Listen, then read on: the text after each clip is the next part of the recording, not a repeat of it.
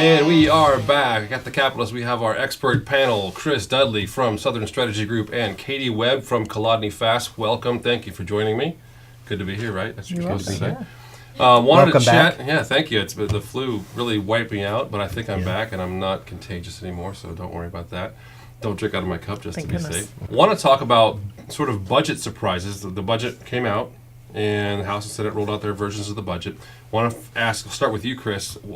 Big surprises that came out of the budget this last week?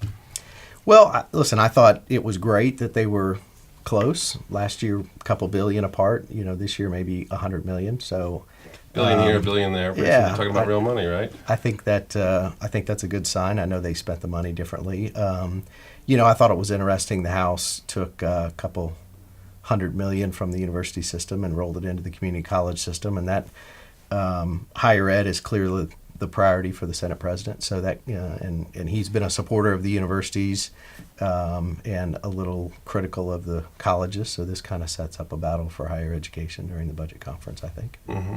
Katie, any surprises for you?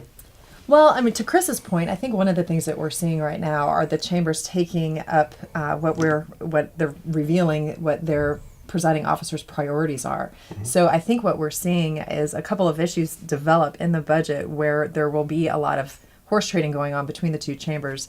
Higher ed will certainly be one. That's not really a surprise because everybody knows how important that is to the Senate president.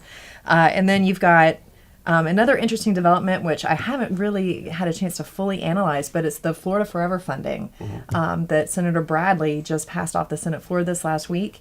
It's unclear how the House is going to respond to that. At this point, it doesn't look like they are on the same page 100% there. So I think that'll be another interesting development that we'll see the two chambers negotiate.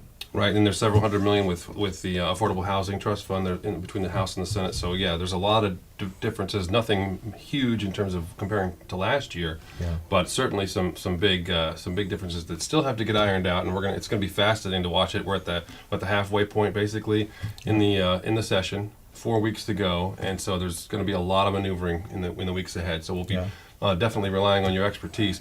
We're going to talk to you guys when we come back from the break about your winners for the week and sort of look ahead and see who you might think could be the winners coming up too. We'll be right back after this.